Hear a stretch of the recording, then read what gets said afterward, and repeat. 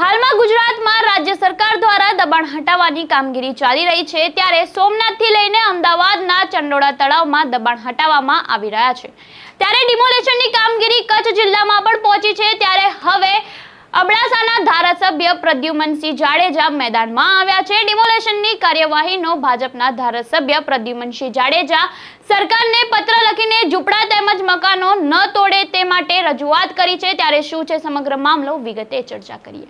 વૈષ્ણવજન તો તેને કહીએ જે પીડ પરાઈ જાનાને રે। નમસ્કાર, હું આપની સાથે પ્રિયા નાયક, આપનું નવજીવન ન્યૂઝમાં સ્વાગત છે। ગુજરાતમાં ગેરકાયદેસર દબાણો સામે તંત્ર દ્વારા એક્શન મોડમાં કામગીરી કરવામાં આવી રહી છે। ત્યારે રાજ્યના અલગ અલગ જિલ્લાઓમાં તંત્રની મેગા ડિમોલેશનની કાર્યવાહી ચાલી રહી છે। તે વચ્ચે આ ડિમોલેશનની કાર્યવાહી કચ્છ જિલ્લાના અબડાસામાં પહોંચી છે, જ્યાં તંત્ર કેટલાક મકાનો તોડી પાડતા લોકો બેઘર બન્યા છે।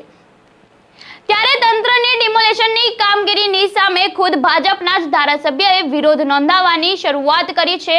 સાથે જ આ મામલે મુખ્યમંત્રી અને ગૃહમંત્રીને પત્ર લખીને ડિમોલેશનની કામગીરી સ્થગિત કરવા માટે માંગ કરી છે। તેમણે પત્ર લખતા કહ્યું છે કે મહાપાલિકાની કિંમતી જમીન ઉપર દબાણ હટાવવામાં આવે તે યોગ્ય છે, પરંતુ અબડાસામાં જે દબાણો દૂર કરવામાં આવી રહ્યા છે તે મહાપાલિકા કરતા જુદી છે અને કિંમતી જમીન નથી। તેમજ અબડાસાના બોર્ડર વિસ્તાર છે, જો નાના લોકો ઉપર દબાણ તોડવામાં આવશે તો સરહદી વિસ્તારથી લોકો પલાયન કરશે અને બોર્ડર ખાલી થઈ જશે। તેમજ ગુનેગારોનું દબાણ હટાવવું તે યોગ્ય છે, પરંતુ કોઈ વ્યક્તિ ઉપર વર્ષો અગાઉ નાનો મોટો ગુનો નોંધાયો હોય અને હાલ તે કેસ બાકી ન હોય અને કેસ પૂરો થઈ ગયો હોય અને હાલ તે સામાજિક જીવન ગુજારી રહ્યો હોય તેવા લોકોને નોટિસ આપી કે દબાણ હટાવીને માનસિક ત્રાસ આપવાનો તે યોગ્ય નથી। ત્યારે આ મામલે શું કહી રહ્યા છે ધારાસભ્ય પ્રદ્યુમનસિંહ જાડેજા તે આપણે સાંભળી લઈએ। આજે જે તમે પત્ર આપ્યો છે એના વિશે અત્યારે ગુજરાતમાં જે સરકાર નિર્ણય લેવામાં આવ્યો છે કે દબાણને હટાવવાનું, દબાણને 100% હટાવવું છે, અમે સમજ છીએ, પણ મારી વિસ્તાર જે અબડાસા કહેવાય 1 નંબર બિલકુલ બોર્ડર માથે નલિયા, લખપત અને નખત્રાણા, તો એનામાં કોઈ એવા દબાણી માથાભારે કોઈ છે નહીં એવા। આ નાના નાના કેબિનું વાળા, કોઈ ડબોરોટીવાળો, કોઈ નાની મોટી હોટલ, લોજ, તો આ લોકો ક્યાં અડચણરૂપ છે નહીં। અને ક્યાં આપણે ડેવલપ કરતા હોઈએ હોટલ, આપણે નિશાળ કે રોડ કે આરોગ્ય એવું ક્યાં ન, તો આપણે ભેગા રહીને એને હટાવીએ। તો માટે આને કોઈને અત્યારે કનડગત કરવાની જરૂર નથી। સરકારને અમે રજૂઆત કરી છે કે આને રહેવા દો, જ્યારે આપણે ડેવલપ કરશું અમે ભેગા રહીને તમને સાસર આપશું। વાત રહી તો જે ગુનેગાર છે, ખનીજ ચોરું હોય કે દારૂડિયા હોય કે આગળ ઝઘડામાં મોટા હોય કે ઉદ્યોગી છે, ઘણા બધા દબાણ એની પાસ થયેલી છે 1000 હેક્ટર, અને નિમકના મોટા મોટા જે ફેક્ટરીઓ એ હજારો એકર દબાઈ બેઠા છે, તો ખરેખર એના ઉપર કાર્યવાહી થવી જોઈએ। એવી રીતે ફોરેસ્ટ છે, ફોરેસ્ટમાં પણ પાણીના બોર ચાલુ છે ઉદ્યોગોના, ફોરેસ્ટ દ્વારા ઘણા ગામડાને કવર કરી લીધા છે।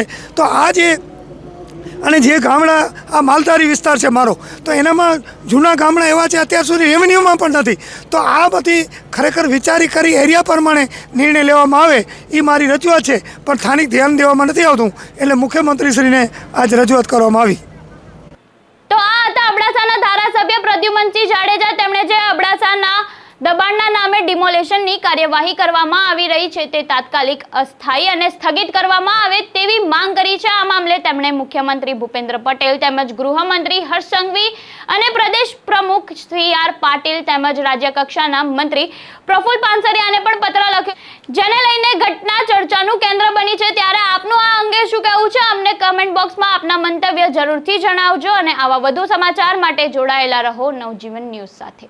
વૈષ્ણવજન તો તેને કહીએ જે પીડ પરા